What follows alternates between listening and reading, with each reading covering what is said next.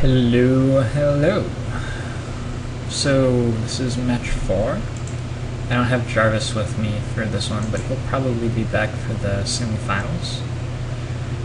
I saved the most painful match of the quarters for last. This is blue-white control versus blue-white control. Hoo-wee. So let's look at this list. Mana base seems like the simplest place to start. It's almost identical to the earlier blue-white list we looked at. 4 of the best duels. The only difference is 1 white fetch land and 1 blue fetch land. There's no ponder in the list. Yeah, there's nothing that really interacts with shuffling. I guess that's just to thin your deck of lands a little bit, which I guess is valuable as the game goes later, especially since this list plays Squadron Hawk, which thins your deck of spells, so makes a little sense that you'd want to maybe even cut a land or play a couple of fetch lands to compensate. We have 2 timely reinforcements main in this list too, so the red matchup is probably a little bit better, as well as because of the list being a little bit lower. I feel like that should help quite a lot against red. We have as counterspells 2 men on this step, 4 mana leak, and that's all. No like unconditional hard counters.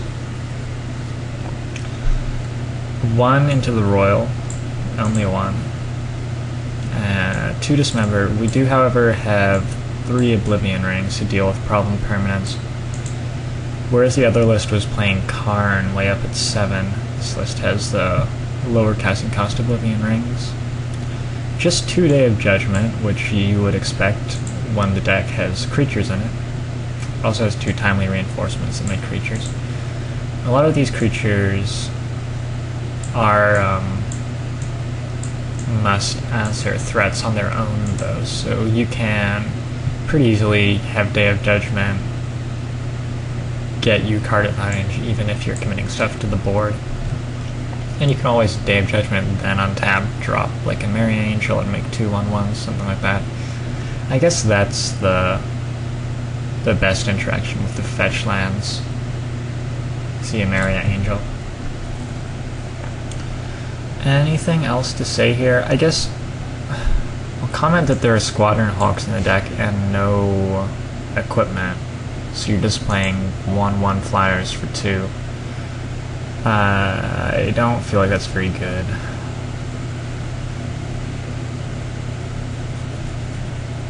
I feel pretty confident that that's wrong. Oh, the one other really cool card here is Phantasmal Image, which does things like kill Thrun, copy Sun Titan, or copy the other guy's big stuff. But like against the blue-white list we were looking at before, which had 0 creatures, Phantasmal Image doesn't seem too exciting. Looking at the sideboard, we have 3 Torpor Orb and no Spellskite. Straight away I feel like some combination of Spellskite and Torpor Orb might be better, although this dodges their Twisted Images completely, so that seems not so bad.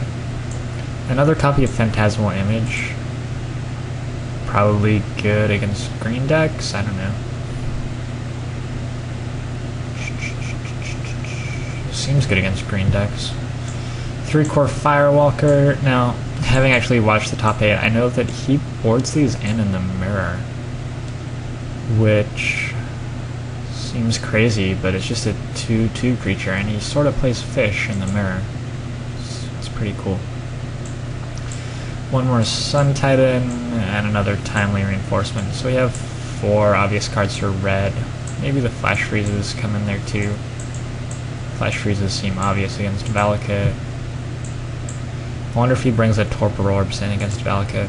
Anyway, Valakut is not in this top 8, so perhaps you do not care. I care. I like Valakut. Who is he playing against? Mirakuru Fight. Mirakuru. specify it. No idea where the emphases are on that word. We have what seems to be a standard 4 preordained, 2 mental misstep, but after that, this list is much, much different from the other lists we've been looking at. Looking at the mana base, we have 2 copies of Security Refuge, which is come into play tapped, gain 1 life land.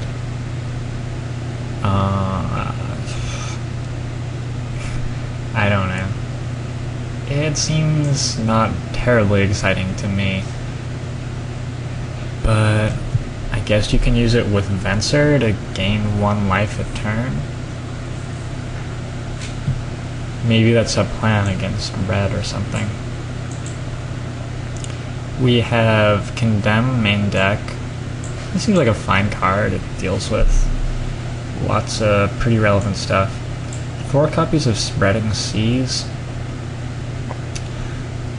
That's with a nod toward Venser again, I think, but I just don't think that card is very good. Especially in the mirror, or against blue-black. They're pretty happy to have blue mana. Plus the blue mana is what lets them cast Preordain and Jace and stuff, so they can find the other color of mana pretty consistently with blue mana, I assume. And it costs 2. I'm not a fan of Spreading Seas. Only 3 mana leak instead of 4. So the counter package in this deck is 3 mana leak, 2 mental misstep, even more sparse than the last blue-white control deck we saw. 2 Torpor Orbs main, and 2 Lane of Sanctity main. I hate that. 1 of each main I'd be fine with. Decent amount of card selection, decent effect. Probably wouldn't choose to do it myself, but I could understand that. Instead though, we have 2 of each main, and that just drives me crazy looking at it. Because the second doesn't really do anything. I guess the second Torpor Orb against Twin does something, but yeah, I'm not a fan. 2 Ratchet Bombs to deal with random stuff, I guess. 3 Oblivion Rings, just 2 Jace.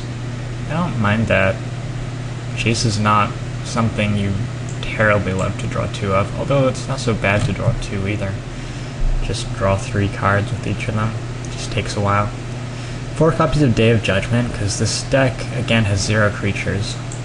I do like that there are no Squadron Hawks. 1 Venser. It seems like so many of the cards are in the deck with Venser in mind that I'd sort of expect more than 1 of these. But we just have the 1. I guess there aren't that many cards which interact with it. 2 Gideon again, and 1 Karn up top. Looking at the board, this is a nightmare for me to parse. Lots of 1-ofs, 1 Jace, 1 Volition Reigns, 1 Wormcoil, 1 Consecrated Sphinx, and 1 Elesh Norn. And I'm sure he has a great idea of which matchups these are for, and so on. I can only really guess. Control Mirror, seems like. Green decks. Maybe Control Mirror as well. Control Mirror. Red decks. Red decks? That's my guess.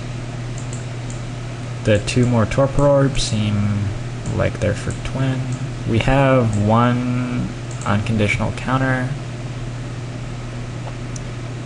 2 unconditional counters. Oh, that's a creature spell counter.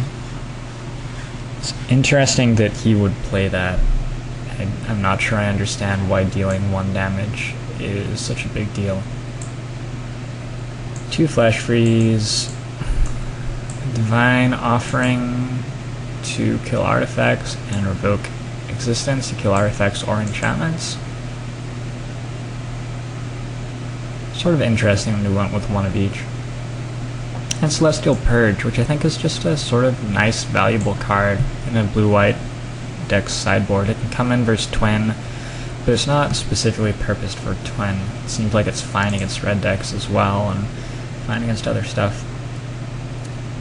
I was about to say... Yeah, I was about to say,